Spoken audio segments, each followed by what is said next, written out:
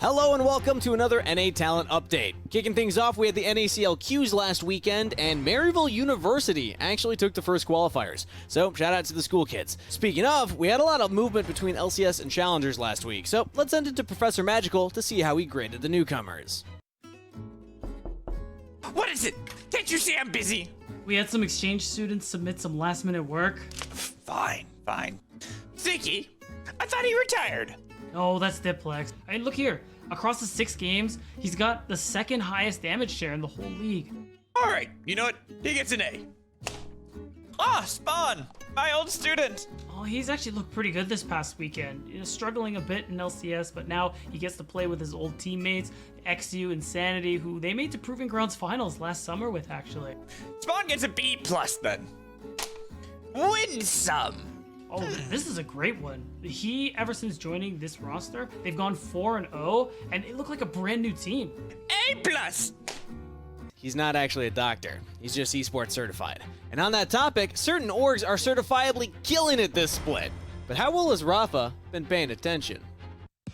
Previously. Hey, Rafa, have you seen how good FlyQuest are doing?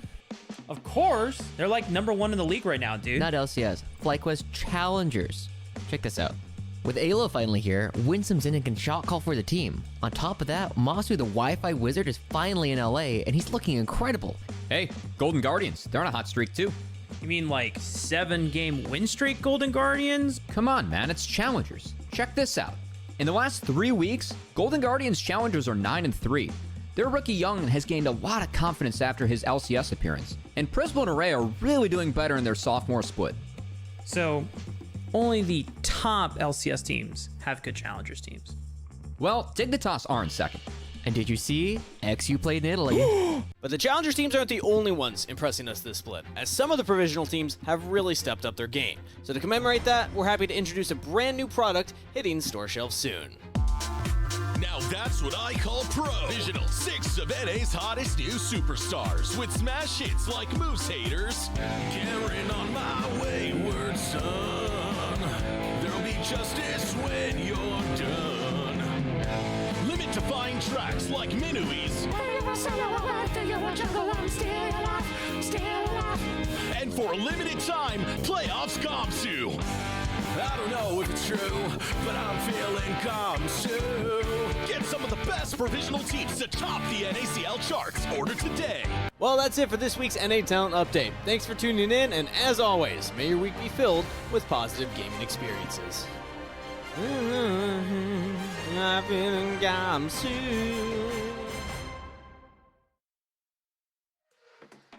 I swear, going on forward, all of those songs from the NA Talent Update are going to be so stuck in my head, it's not even funny. So, thanks for that, Kangas, Deserex, and Squad. But hello, everyone. Welcome back. First series of the day and gone with.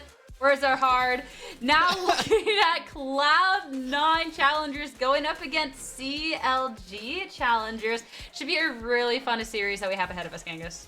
I'm very excited for this one. I highlighted it at the beginning of the day. I think this is going to be one of the most impactful games for standings. I know the last one was as well because there was a possibility of separation from the clump, but this is a big win for CLG Challengers if they pick it up, one that they are not expected necessarily to pick wins up. But beyond that, Josh, we like to talk about the fact that players that we've talked to, either behind the scenes or on camera in interviews, actually think very highly of CLG Challengers, and there's even a little bit of history between some of the players on this team.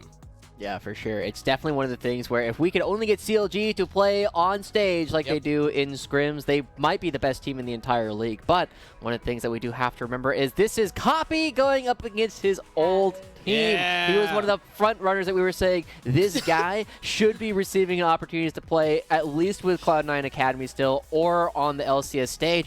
Never got a chance to do it. Instead, Cloud9, they picked up MNS, they picked up Diplex, and I mean, honestly, both Diplex and Menez have done well, but I feel like Copy was done dirty, man. I have to ask, who made this graphic?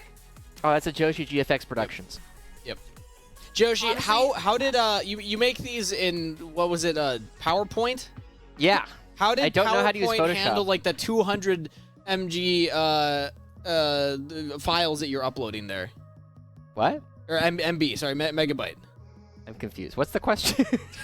When you put the PNGs into PowerPoint, Did it blow up or did it handle them fine? Because these images that we download that have been given to us are like really high. Dude, PowerPoint is actually like really powerful. Like I could absolutely put more time into making these like really cool, but I think like it goes better with the rest of the atmosphere that we have here on the Challengers. All right, instead of preaching, the wonders of PowerPoint, how about put our time and energy into this game ahead of us, considering the stakes that we've talked about now at this point. Bobby going up against his old team and CLG Challengers, what do you say that are just smurf the scrims, but we're not really seeing the results here quite in the league as much as we need to? In a way, we've heard that they have a reputation for smashing those scrims. I mean, I remember watching a scrim, and there was a certain player in our last game that they were scrimming against that ended up going 0-10-0, right? Like, CLG Challengers comes out the gun swinging. But we also saw last week that, if you have a situation where you have to play your first game as your warm-up, they don't tend to look that great. And I feel like that has been something that has been plaguing them. So hopefully they've had some time to warm up over the past, over the past series. They've gotten all the early ints out, and it's time for them to actually start firing right on back. And I feel like this is definitely a spot where CLG, if we ever get to see Scrim CLG on stage, they can actually find some of these wins here. I'm excited. That's what I want to see. I haven't seen that version of them. And Copy's a player that we've highlighted too. We want to highlight him even more in some of these replays that we're showing here as to how he likes to play fights. I think that Copy's done a really good job so far this split of still improving himself as a player beyond where he was even last year on C9. And part of the reason why I think CLG are thought of so highly is because they have a player like Copy in the mid lane coming in to join the rest of the team that had stuck together since last year. So Cloud9 Challengers, even though they have a lot of firepower, I still think that they will have to bring their A game to take down Copy and crew. You can't disrespect Copy and crew and the scrim gods out there, but Cloud9, I mean, they have been doing a really good job so far this split. Yeah, I mean, Cloud9, there's a reason why they're currently our #1 team. They have been looking super strong basically the entire time. And it's partly because they just have one of the strongest rosters, right? With the addition of Lost and Zazel coming right on back, and Diplex now subbing in for Jimenez. It feels as though they have 3 winning lanes just across the entire board, but we do have to take a little bit of a look on how they've actually been able to find some of these wins, because it's not just their individual play, it's also the fact that they are so good at setting up these fights for each other. They are so good at actually looking for a lot of these opportunities. And by working together as a team, we have been seeing that Cloud9 has been picking up a lot of these wins, and Diplex has really not lost a beat ever since he joined this team. The Kled mid game was so fun. I got to cast that one. That was a really good time. And I think that again, we've talked about Diplex in a rough spot as a player when you have another mid laner on your organization that you're, sharing time with in a way. We still haven't gotten a public confirmation from Cloud9 of like what playoffs will look like for LCS and if they're going to be using multi or both of them throughout that. But as of right now, Jimenez is playing LCS, so Diplex is still performing incredibly well, right? Like he's honestly like it's when you look at a lot of the stats, the key stats, it's like Jimenez and Diplex are actually neck and neck right now, and even Ryoma's kind of up there at a lot of them, things like damage per minute, damage percentage, things like that. So it's cool that Diplex is still consistently performing well. Well, with a series with stakes for CLG Challengers at this point, with seeding on the mind for playoffs just around the corner, we'll see if we can see that scrim version of them come out in this fight up against Cloud9. I'm going to send you two off to the draft. We'll see how it shakes up. Thank you, Sierra. Joshi, as we're getting in, we have confirmed on Twitter this is not our first cast together of the year. Yeah. So I did just lie at the top of the day, but also have the memory of a goldfish, so that's my excuse. Yeah, fair enough. I don't understand. But now, as we start looking towards the rest of it, we are going to be seeing, I am CLG's biggest fan today. I know you're already CLG's biggest fan. I'm the second biggest fan of CLG today. Why? We're going to try and make sure that they can win, because if Cloud9 get a 2-0 here, it's nearly impossible for Dignitas to actually catch them in the standings. And so we will get to see what it is that CLG can do. One of the big places that I do think that they can look for a lot of opportunities to win is through that mid lane, right? While Diplex has been putting out some crazy stats, it oftentimes feels when they go for these solo kills, these surprising himself when he lands like the Silas chains and just goes in. He's like, oh crap, I've got to kill him. Now And I'm they in do. here. Now I'm in here, and he's very clutch in that way. But Copy is a little bit more intentional about a lot of the ways that they have been fighting throughout the course of the regular season. And I think that Copy versus Diplex is such a fun matchup because this isn't even like Copy's replacement. Technically, Eminus was the replacement. Replacement of the replacement. So now they're both fighting each other as people that had been replaced, I guess. Replacement Grud match as the bans come through here. We got a lot of bot laners banned out from Cloud9 Challengers side with Ashe, Caitlyn, and Varus.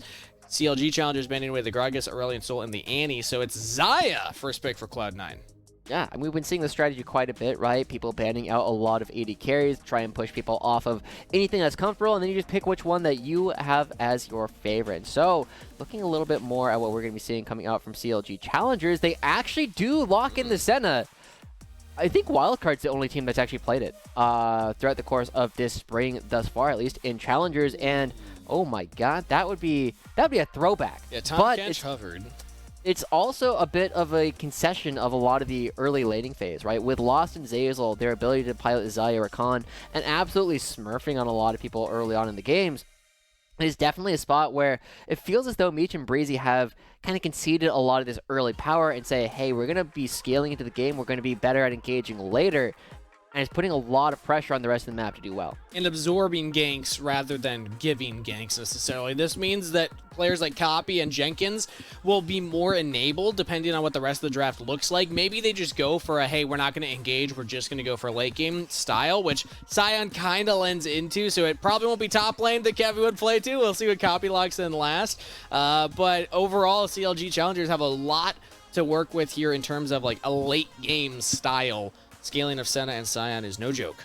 Yeah, and I love the Cho'Gath ban coming through as well. It's really the only character that unequivocally beats Sion. It's just a better tank in almost every regard. You see Bajani solo kill ADD on that matchup? Or was it the other way around? I don't remember. I mean, Bajani did solo kill ADD's Cho'Gath with Bajani's Sion. Yep. That's not supposed to happen. That is not how that matchup is supposed to go. And so, as we see the last couple of bans come through, the Azir and Taliyah taking off, kind of pushing Copy a little bit more towards something like the Akali, which has been kind of a mainstay for Copy throughout 2023, which kind of wasn't in previous splits. But as we start looking towards the rest of the draft, the big thing that we do have to see is what it is that Kevy's going to be bringing. And oh my god, it's a Viego. This was a classic matchup from all of summer 2022, and Kevy coming right on back to it. This is pretty fun because it means that now they have another carry option. I was thinking that it would be Kevy still piloting something like a tank to enable to gank somebody like Or Copy, Elise, then you to know? step up and carry. But now it's Kevy that actually is piloting the carry champ. Ooh, and it's also Fate God going to be going over towards the Olaf as well. This can really fight Asan at most stages of the game, but will oftentimes struggle dealing with it later on. And as we do see this coming through, the one thing that we are going to really need to see coming out from Copy is a lot of magic damage. The current damage profile coming out from CLG is really low, and going up against Olaf, you need to be able to kill him. There's currently not an option for CLG to actually kill Fake God's Olaf. You just have to try and grind him down, and that is absolute heaven for any Olaf player. We've seen a number of Olafs beat Thanos so far in this series, or in this season, and I'm a little bit worried. I'm not sure what Copy can really play. The Zoe is not going to do it.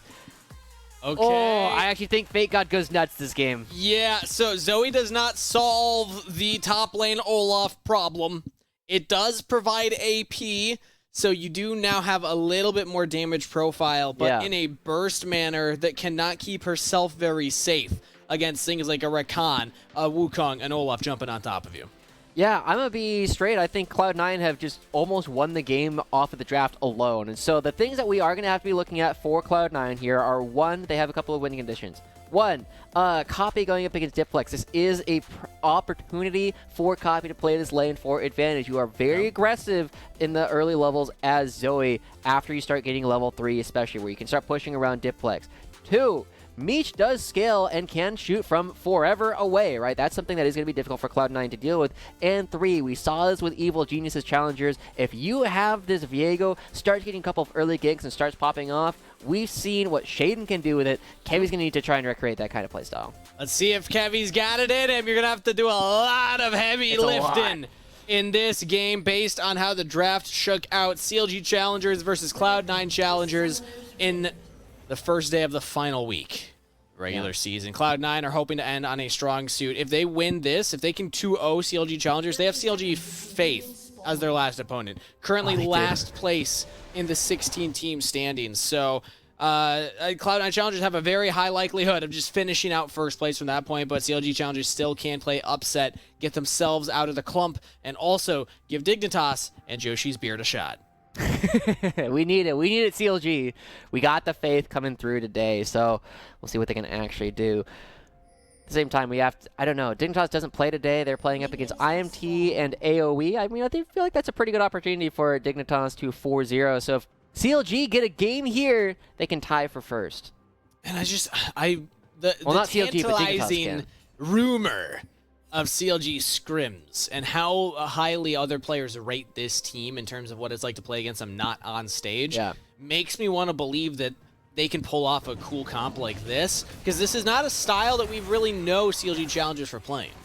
Yeah, it's definitely very different. And one of the things that was interesting when we had APA on the podcast, Raising an A, that we do at the Casa de Caster, was the fact that APA was saying that he felt as though Team Liquid were learning more from their scrims than CLG were. And that is definitely something that I feel like CLG, I'm not sure how much growth from them as a roster I've seen, and coming out with this very different style of gameplay could be the kind of growth that we need to see. Catching up currently on how the game is shaking out in the early levels. We have the jungler starting topside going for full clears. And Tomio does have information on where Kevy is. They did get a late ward there. I don't believe that CLG Challengers will know for sure what Tomio's game plan is here. You can kind of deduce that he would start topside path bot, but we'll see if CLG Challengers is able to spot him out at any other point on this clear. Yeah, copy. I mean, Kevy is taking a bit of a longer route in order to try and find their way through, but both junglers moving towards the bottom side, and another great ward coming out from Zazel in order to close that. That's a coached moment. That's the kind of thing where that's not something Tomio does on their own. That is 100% something that their coach has taught Tomio to do. That's actually really cool to see those happen on screen. To drop the ward and throw the emote because you assumed that Copy dropped a ward there. And well, no. You start the camp up and then use max leash range to drop the ward and then get back onto it. So you effectively lose no time on your camp in order to drop the ward. Right? You don't slow down your clear. That's the kind of thing that Tomio would not have done on his own, right? Tomio has definitely been a player that a lot of people around him will describe as the kind of guy who, if you give him the instructions on what to do, he's going to follow them to a T and he's going to be good at it. Currently learning, growing, what the developmental league's all about. Tomio is a jungler that we've been excited about to see how his journey continues on. And on a very solid roster, Tomio has still been giving us a lot of impressive performances. It's hard to stand out when he got lost in maybe his best split that he's playing. Zazel's big return. Fake God also really stepping up, but Tomio does still have opportunities to prove that, hey, he's not a passenger on this team. True. One other thing that we have kind of neglected to mention is, while, yes, Fake God is kind of on one of the best possible champions you could be playing in this game, he versus Jenkins is kind of an interesting matchup to look at, right? They were both playing in LCS at the same time, and they've both been looking really good this split as well. As Breezy takes a big chunk bot lane. Yeah, it's kind of funny to think about both of their trajectories, both of their journeys. Jenkins going from almost like a Kennen one-trick player. I don't know if people still think of him that way, but he was always hyped back in Academy when he was first starting off. It's yeah, he had the best Kennen in the region maybe for a little bit there. And then Fake God also stepping up as kind of a surprise upgrade back when he moved to LCS. And now both of them still trying to make that journey back as Fake God really winning on this trade against First Blood solo onto Jenkins. And that is an emphatic statement, right? Jenkins will be able to clean up enough of this wave so he doesn't lose a ton. But that is a rough spot suddenly for the Sion, who really needed to try and neutralize Fake God early on to prevent him from skyrocketing. Breezy rooted again, taking a lot of damage, has Ignite, heals out first, has not flashed yet. Holding that to the last second as maybe they look to go back and trade in more onto Lost. Wow. Okay, interesting little setup there in the patience. bot lane.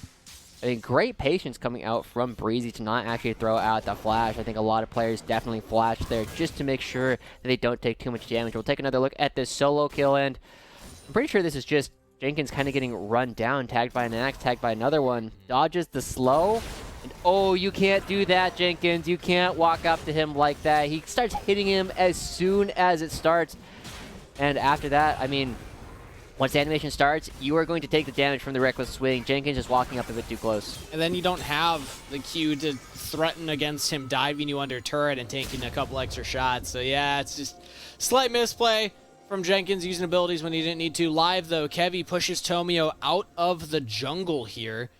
Tomio will approach the Krugs. Kevy's still around though. Yeah, Tomio, you're in a lot of trouble here. I don't know if you're going to be able to contest these. Nah, I mean, Tomio will just have to kind of back away, but there's a potential brewing 3v3.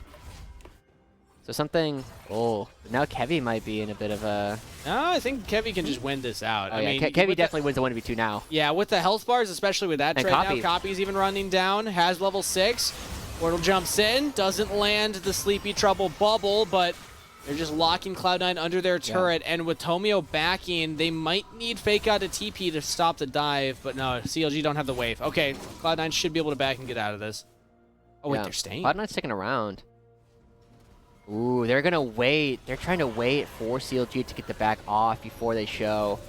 They don't have vision. Oh, no. They want the wave to crash because it's so in a bad spot for them, and now... That's a punish. Because they stuck around... You said it, Josh. The punish from CLG Challengers sticking around not just the bot lane, but also Kevy, who was even, I think he was faking a back in the tri-bush where they had vision, so Cloud9 thought that they were safe. Yeah. I mean, the big thing, we'll talk about it when we actually get to the replay, but that's a very common thing of faking backs in order to try and get a better wave spot. But so far, I mean, Cloud9, they were slowly building up an advantage. They were absorbing a lot of pressure, and suddenly, Meech and Breezy way stronger in this game than they were supposed to be. But it's still going to be Cloud9. We still have to look at the fact that Fake God is in control of everything. And one of the things that I kind of want to talk about that another player said is when you play against different players' Zoes, it's an entirely different world, right? You play against Balulu Zoe, who might be the best Zoe in the entire world. Like, he hits all the bubbles that Copy was trying to go for over the past bit of the game. We'll see if Copy can try and get a little bit higher accuracy with some of these skill shots as well. Hey, it was a zoning bubble, Josh. You know, Zoning he placed the bubble so It's that a they had to zoning walk bubble. to the right of the turret, and then mind controlled them with that bubble to say, "Hey, walk up to the wave," and then die. Yeah. Yeah, it was all Is what Copy. it is. Is what it is.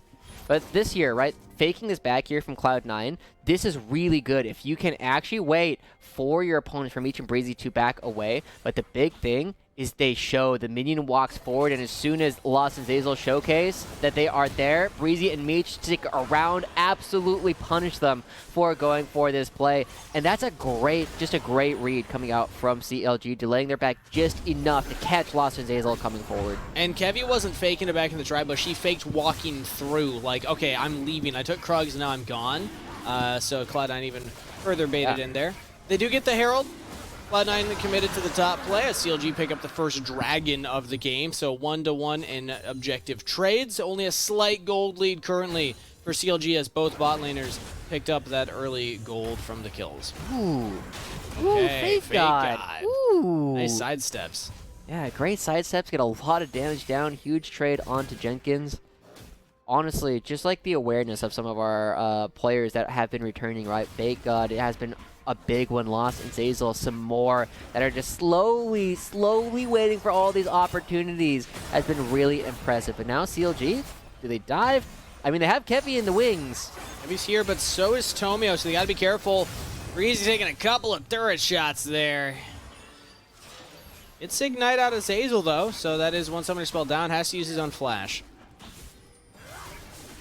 Okay, Kevy's they on do back up. the buff. Tomio left to drop Herald mid. Yeah, I mean, it's going to get 2 plates. Look like it's all going to be going over to Tomio. So, you know, that is, you know, a decent chunk of money, a little bit more than a kill handed over towards the jungler. But now Kevy trying to find Tomio. Yeah, Tomio does sniff it out, jumps away. Right as Kevy starts doing some damage. Fake God says, all right, you just hold to the lane. Let me just take away a bunch of your health bar, and we'll call it even. But, ooh, Jenkins actually trades right on back. Yeah. Okay. I mean, again, still CLG with this small lead. We'll see if it's actually enough, and this is really when the laning phase, if it hasn't already ended by this point, is supposed to start getting really rough for the Victor, because it's so difficult to deal with the portal from Zoe. But now Cloud9 pushed underneath their own turret. Kevi is here, Tomi is also here. And CLG, I mean, they've devoted so much resources towards coming down towards this bottom lane in order to make sure that Meech and Breezy have a good time. They actually have a CS advantage when you look at Breezy versus Lost. And that means that there's a ton of souls going over to Meech. But it's also at the cost of allowing this Olaf to become stronger and stronger as the game actually goes on. And Kevi, when he's got 1 assist, we need to see him find even more than that to give them a large enough lead to be comfortable with. Yeah, unfortunately, he did not get either of the kills from the previous play. And I think the reason you're hanging around the Senna Tom Kench is because you basically got 2 supports to keep you alive, let you pop off. But if you're not the one getting the gold, then yeah, it's not the necessarily investment that you're looking for the time that you spent down here. He's just farming up so far. Is a little bit ahead of Tobio in that regard, but it feels like the Olaf in this comp is just a ticking time bomb. Nobody can deal with him, really, and if he can keep getting a lead, as he now has Stride Breaker completed in the side lane, Cloud9 can probably just win through a split push.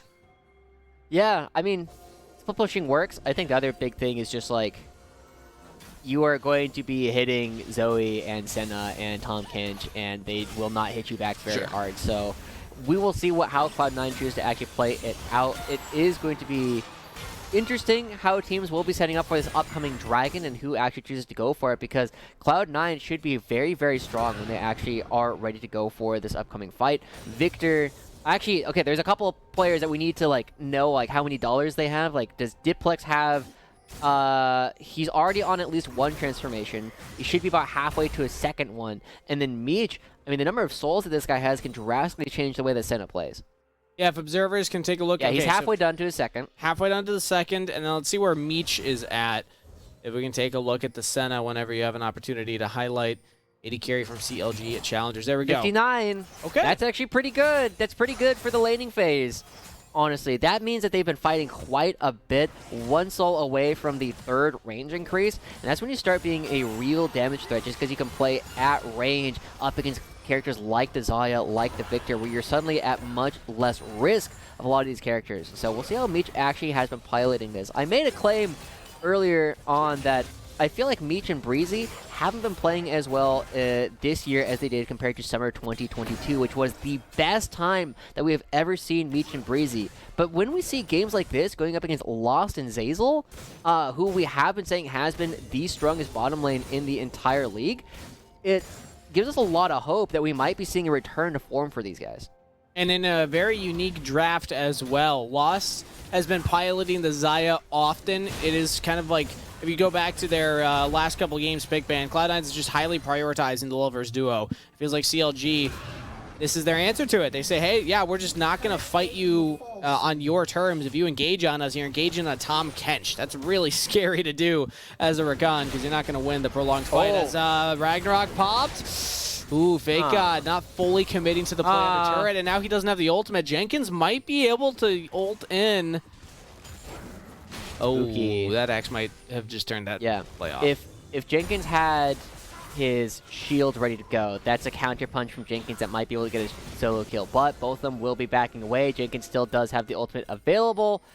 And look at that. That's a fake back coming up from Fake God. Ooh, engage flash from Zeyzal onto Meech, who's locked down as of right now. And now Tomio jumps in as well. Kevi diving onto Zeyzal, and he's down. Kevi, he's got an opportunity to pop off right now. Does not continue on the Rakan. Instead says, let's just go for the Dragon. Jenkins had teleported in, bounces the Sion ult off the wall. That's funny when you see that one happen.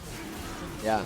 But at the same time, as we saw in the picture-in-picture, Fake God getting an entire turret. Cool. It doesn't come with a bunch of plates attached to it, but still a lot of money getting picked up by Cloud9. It is definitely an equal punchback in terms of the dollars. The Dragon here is 100% the bigger prize. But just as we were looking at before, right, where Lost and Zeyzal got punished for their fake back and then coming right back on in, Fake God faked his back going up, and now he's teleporting bottom lane. Okay. They're going for the play on the Meech and Breezy. Tom Kench does not have ultimate, so Breezy will probably die. Meech absolutely does. And Cloud9 with a counter play Pick up both bot laners from CLG bot side. I might have spoken too soon. Now double kill picked up for Fake God.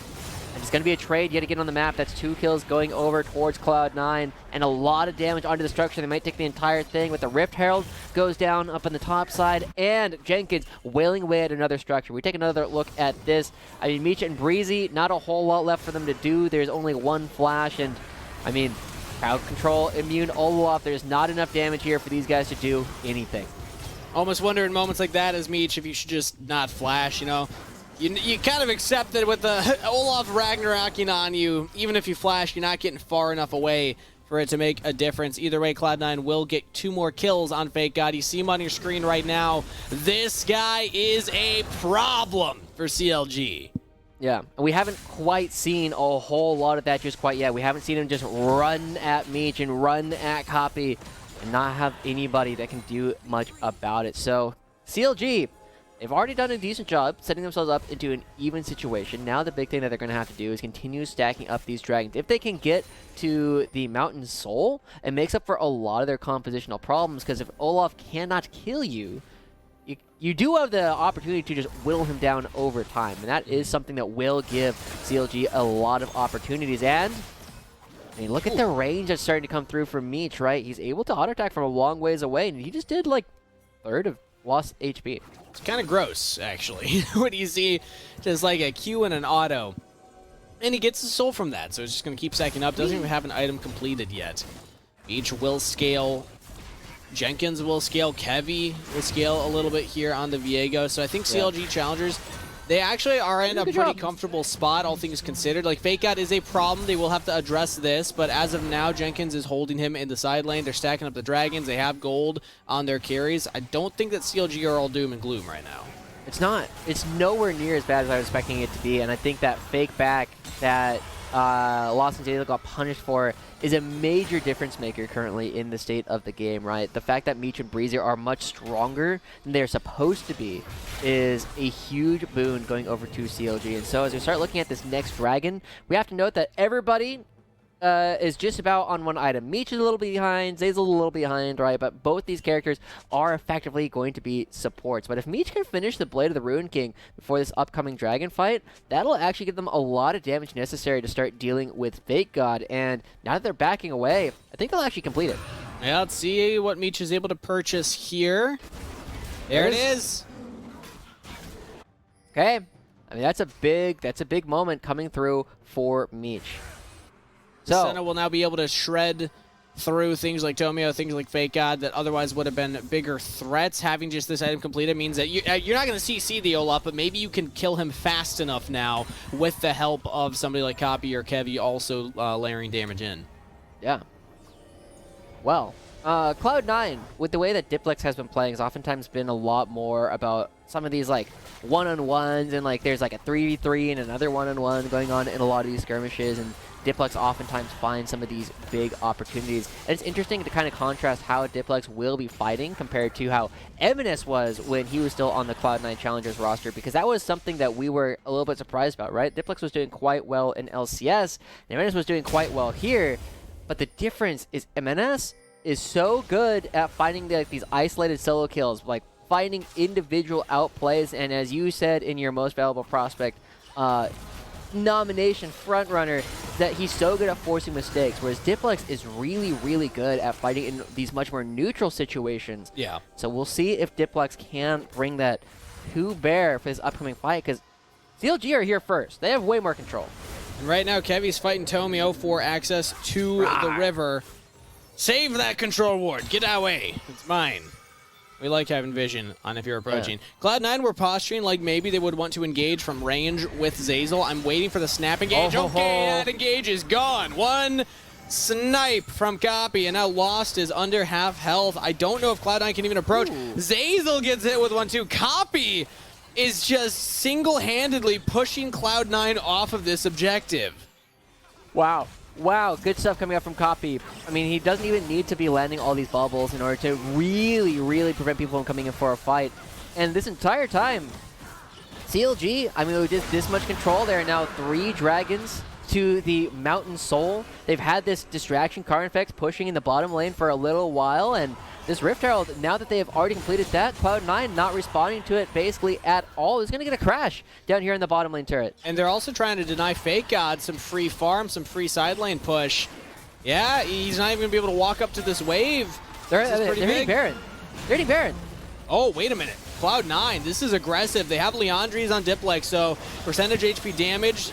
They got the dot on him. 4 members hitting it, and a teleport coming through. Wow. CLG now know this is happening, but I don't think they have enough time to stop it. Copy. Can look for the steal. He does not succeed. As now Jenkins trying to keep them locked in place. He's a tanky Scion, flashing to reposition so the rest of the team can join in, but Cloud9 might just be out of there.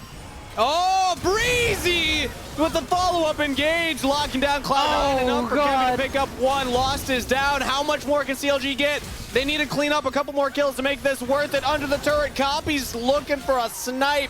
Has to go into the stopwatch. Breezy keeps him alive. Kevy's deep fishing right now, but does not want to dive that turret. Cloud9 get out with 4 Baron buffs. But with 1 kill going over, like, that's super worth it here for Cloud9, right? Only 1 person dies, it's lost. And just recognizing the overload that's going on the bottom side of the map from CLG, Cloud9 instantly respond. They pick up this big buff for themselves.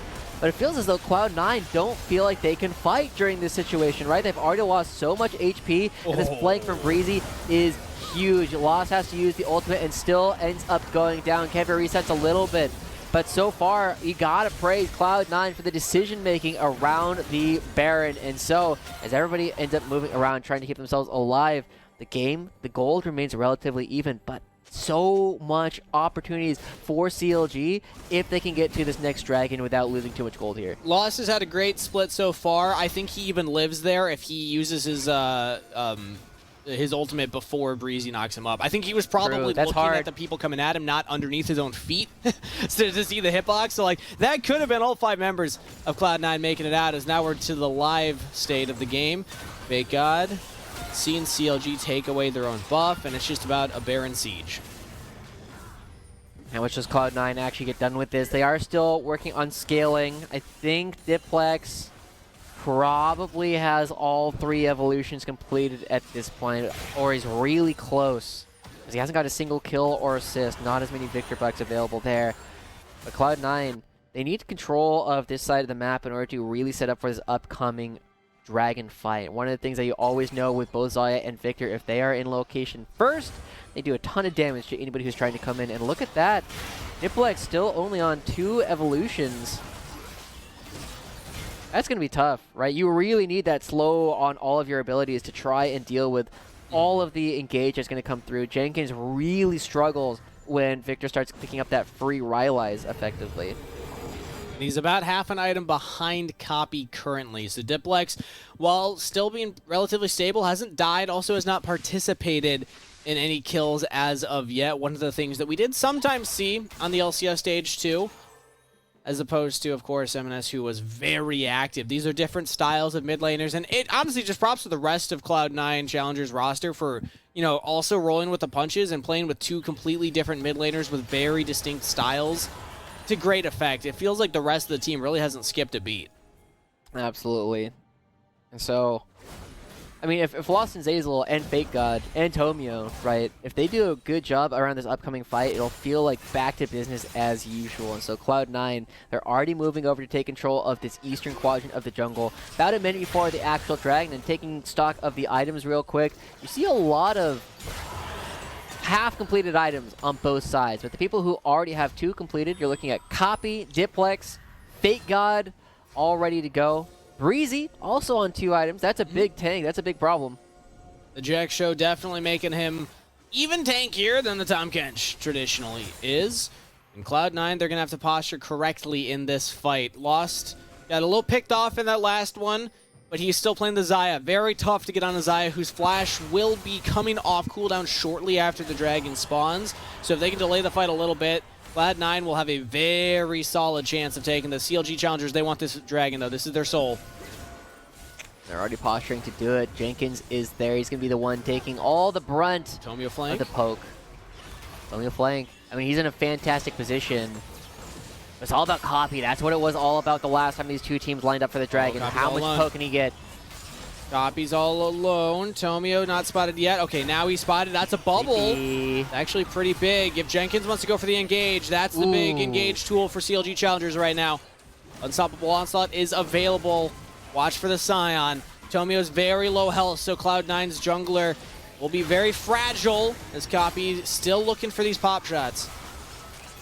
Niplex trying to get a lot of damage down, but Hazel look at the flank. flank coming out from Zazel. Oh my god. Big snipe there from Copy as well. Chunking out Diplex and Again? Tomio. Another bubble. Copy is just popping off in this fight before it even starts, but Zazel's engage is huge. Tomio can't quite get in, and Zazel's down. He's too squishy.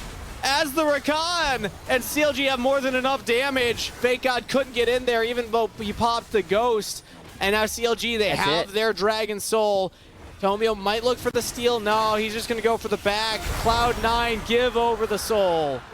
That's a huge amount of effective gold going over to CLG. About 4,000 or 5,000 gold effectively in the lead based on all the dragons and the soul that they just picked up. And even though Copy's not getting kills, he's exerting so much pressure with the Zoe. It is absolutely crazy to watch the way that they play. But when we go back, we said at the beginning of the game, Olaf is supposed to be Thanos this game. He's supposed to snap and delete people off the rift. If we get a replay, I want you to take a look at who Fake God was actually hitting, because it was not the targets that he needed to be. I'd love to take a look because I didn't even spot that. Watching Zazel's engage, it felt like it was the perfect flank for him. And then Tomio just wasn't quite in range to get the Cyclone knockup. And I didn't see what happened to the rest of Cloud9's damage, why they weren't able to get in. Because theoretically, if Rakan Wukong engage is layered with a Victor ultimate and lasers thrown in there, like that could have been a one-team fight for them. Potentially, yeah, but the damage just wasn't there. They were hitting the wrong targets. Lost wasn't really able to hit during the fight. Now it's CLG who are hitting right in the vision of Cloud9. They see multiple people going over it. They 100% have to know, and Diplex has to cancel his back just to come over and try and poke them off. Fake God's got teleport. No flanking wards to teleport to, though. The Cloud9, they're going to have to walk into this one. These tanks can tank the Baron for quite a while, but CLG decided it's not worth it, the risk. We have a wave bot lane we need to catch, so let's actually engage in the mid lane instead. Fake God has Ragnarok, but he's still squishy. He's taking a lot of damage. Engaged from Zazel. Tomio goes in, another whirlwind knockup. Breezy and Jenkins are just too tanky, though. And Copy with a snipe from downtown. On the back side of that fight, taking down the jungler, the most important member for Cloud9. CLG getting ready to go right on back to the Dragon. What can Cloud9 even do? Are they going to try and contest this fight without their jungler? They've been just getting poked and poked and poked. No Ghost for Fake God, no Ragnarok. Olaf's going to have to go in. He's got a front line for the team. Zazel's got to be engaged, though. Can Cloud9 pull this off? Diplex hit by another bubble. Sniped to half health, and CLG get the Baron. Cloud9, they found nothing. This is the team that people were talking about when they said CLG might be the best team in the league. One of the best scrim partners, one of the hardest teams to beat off stage. They are pressuring Cloud9 every single time around these fights. And Cloud9, right, we looked at this earlier in the Team Liquid series, right? When we looked at the Rakan, at the Wukong, these are characters that love to be secondary engaged. Cloud9 have not been able to find their way in at all because of how much pressure CLG have put on the game. And while Kevy's the one with all the kills, I still have to give so much props to Copy for the way that he is controlling these fights, how he is preventing Cloud9 from coming in because they're too low to do so. I wonder if he chatted with Balulu before Balulu got moved up to LCS, you know? Hey, I got any Zoe tips? I mean, maybe. I would love to see Copy like find a couple more of these kills, right? The snipe on the back end there was definitely something that has been a bit unusual so far from this game, just because so much has just been pressuring Cloud9 being willing to give ground. But this Baron buff coming through from CLG, they still have a lot of turrets left to take in order to make this Baron buff actually worth it. But we also take a look. Meech is on 135 souls at this point. That is 6 range upgrades. How far away does he hit this turret from? Pretty decent. That's like Caitlyn he's walking range. pretty close to it. I imagine he could hit it from further, but... Yeah, that's like Caitlyn range, though. Not true. Like, maybe a little bit lower, like Ashe range at the very least. But also doesn't even have a second item. Imagine what's going to happen once Meech picks that one up, as Tomio might look for an engage. Okay, CLG back off in time, and they cannot really engage onto Breezy. Like this Tahm Kench, 2.5 items complete. It takes so long for Cloud9 to actually kill him, but Zeyzal is looking for another flank here. CLG's not giving it to him. Not giving it at all. You almost saw Meech get Senna Syndrome. It's like, oh, gotta get that soul, gotta get it. And he's like, okay, fine. We won't int in order to get an extra soul, but now Cloud9's next win condition is the Elder Dragon is Jenkins. Toot toot. That's twice now that he's managed to bounce off the wall. I love seeing that. I'm pretty sure that's still a glitch. It's not intended for the champion. Yeah. I mean, you it's seen very that before? obvious. Oh, yeah. It's very obvious when like people are abusing it, right? Because there are ways to like script it in order to get like wild angles to come through. But Jenkins just like not getting the what's up? Krugs. Yo, I'm gonna stop the back. Yeah. I feel like Mewtwo King, if anybody knows, like, oh, it has to do with tangent lines. A Smash reference for anybody. I don't understand the reference, but I do know who Mewtwo King is, so I will respect that. Yeah. But so far, again, I can't understate how important this win for CLG is to me and for the team. Because it is not something we were expecting. I was definitely thinking that this draft looks super, super good for Cloud9. They are on a lot of their comfortable champions. Zeyzal is on the Rakan, one of the champions that he is best at, maybe in the region. But now, CLG have the advantage going to this dragon fight. Elder on the table here in 20 seconds, and Cloud9 on the back foot. Not a place we're used to seeing them. Tomio's all alone right now. Not punished for it. And they push in the bot wave, getting a whole turret. Tomio's sticking around. This is a Moose hater flank. This is a deep flank right now. Oh, wait, CLG, they still haven't spotted him? Copy doesn't know. CLG has no vision on Tomio right now. But it feels like they still expect him to be around here. Like, Copy's still kind of hunting. Oh, no, Copy's just going for the wave. Secret Agent Tomio for sure. What are you doing? Oh my god, he did this before, and now he's fighting a flank! He got onto the back line! He's on to Meech, but there's no follow-up. I mean, Fake God's running at him. Okay, they're both the time! Breezy's keeping Meech alive. Copy over the wall here will have a lot of damage, a lot of burst out of Fake God, but he's on the rampage! Meech is down, and Cloud9 found an incredibly unique flank angle to take out the enemy AD carry. They won't find much more. Copy still alive over the wall, doing a lot of ranged damage. And Kevy might just be the final raid boss. Copy snipes out Lost. Cloud9 lose their AD carry. And that might just stifle all of the momentum that they earned for themselves here. Diplex has to flash because Copy is just throwing these trouble bubbles, causing trouble for Cloud9. And all of that work from Tomio gets them a single kill. As they start setting up for the Elder Dragon, CLG with so much control. Fake God was right in the middle of where he wanted to be, but now Tomio, he's sticking around. He can try and go for a steal, but like, this is going to be so tough. I don't know how you even get in at this point. He's still here. They have vision on the dragon. CLG, I don't believe, have any control wards left to drop in the pit, so Cloud9 are working with information here. Teleport in from Diplex. Zeyzal's there as well. Copy's trying to keep them pushed off, and oh, another flank comes in for Fake God. He actually teleported behind, but he's all alone. And even if you're Ragnarocking, you lose some of your resistances, your health bar can still go down. CLG finds the best form of CC and take out the enemy top laner as they push into C9's jungle. Tomio over the wall. Has Cyclone available still, as well as Smite. So CLG are losing some of their health bar. Breezy's kind of isolated from the team. He's stunned up. This is a lot of damage. I think they can actually take him down. Oh, he's so freaking tanky. Eventually. Holy crap. He's so tanky. The damage isn't there from Cloud9. They're trying to line up again, but Tomio goes for a flank. Fake God goes for a flank at different times, and now CLG is just like, yeah, next? Who wants to be the next in the Congo line? Okay, Diplex does not have ultimate, so they no Chaos Storm for this next fight. He's trying to poke Breezy. them out, though. Breezy over the wall. He's so tanky. Getting onto Diplex, just pushing them away. The rest of CLG now following up. Trouble Bubble lands. He goes into the stasis as knockups come through from the engage. Lost is popping off. Lost takes on Breezy. The Xayah might just be able to carry this fight. Takes out the first tank. The second tank is coming forward. As now Kevy bites off more than he can chew, but a double kill to Meech. Shuts down Lost's possibility of carrying this fight. Zeyzal barely lives, but Cloud9 have been pushed well off of the dragon. CLG can look to take the objective. Oh my god, what a crazy sequence of events, Steve. And it ends up CLG. They finally, on their third attempt, are going to pick up this Elder Dragon back and forth and back and forth. There's no way. If he steals it, I will shave anyway.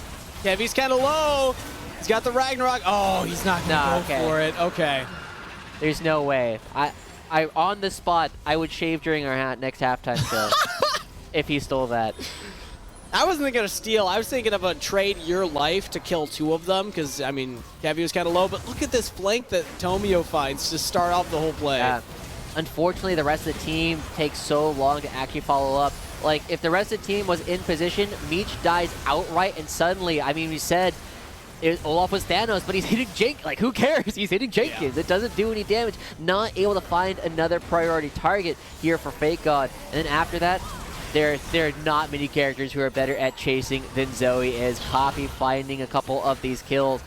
But you'd think that that's the end. It's not. We keep on going. There's 2 more fights that happen after this. And as I start coming back, the big thing here is as the teleport comes through from Fake God, once again, the rest of the team isn't yet in position to actually go for this flank. And it's because Meech sees it. Meech spots exactly what's going on. He gets the root onto Fake God, forces the ult early. Wow. That's it. I mean, after Fake God ends up going down, it doesn't feel like there's enough left in the tank for Cloud9 to do other than try and stay alive. A crazy series of plays, and Lost almost was able to pop off in the 3rd fight on the Xayah. Even though you're 0-4, you still have 3 items. You got the LDR completed, so Lost can kind of get through the big health bars of these tanks. But now with the Elder Dragon, it could come down to 1 more fight for CLG Challengers. If they find a big engage, this game is over. Steve, I have news. Congratulations to Fnatic for winning the VCT lock-in in overtime of Game 5. Over Valorant. That finally ends. Nice. I know that you were watching that before our show started. It was good. We went to Game 5 over there. I didn't get to see most of it, but now we're getting right back on in. CLG looking to get a big upset here over Cloud9. They're bashing down on the door. They still have a minute or 30 seconds left of this Elder Dragon. They're using it to take down the inhibitor.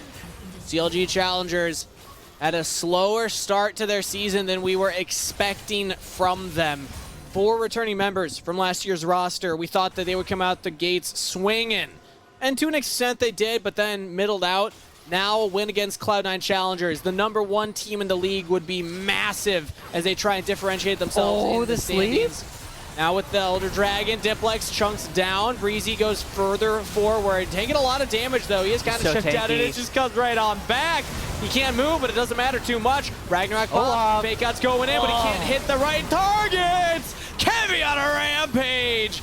The Viego popping off now as Hazel finds a nice engage, but again, no follow-up from the team. Cloud9 have been disassembled. CLG Scrim Gods are here on the stage, and they'll take Game 1 against the #1 team in the standings, causing havoc for the end of split placements. Suddenly, this race for the top of the standings is looking pretty exciting as CLG are throwing a wrench in Cloud9's plans. Game 1 goes to CLG. The range at which Meech is auto-attacking there at the end, man. This is the CLG that I think all the other players were promising was going to come onto the stage. They punished Lost and Zazel. The fact that Meech and Breezy were able to take control of that lane with the amount of help they got from Kevy, shutting down the #1 win condition for Cloud9 throughout most of the year. And even with the Olaf, it never got off the ground. It was not something that really mattered because of how much pressure they were setting up on the rest of the team. CLG did not let the game slip away from them, and they closed it out cleanly. So let's give them time to break and get ready for game #2 while we send it to a short break before Sierra comes back on for a halftime show. See you there.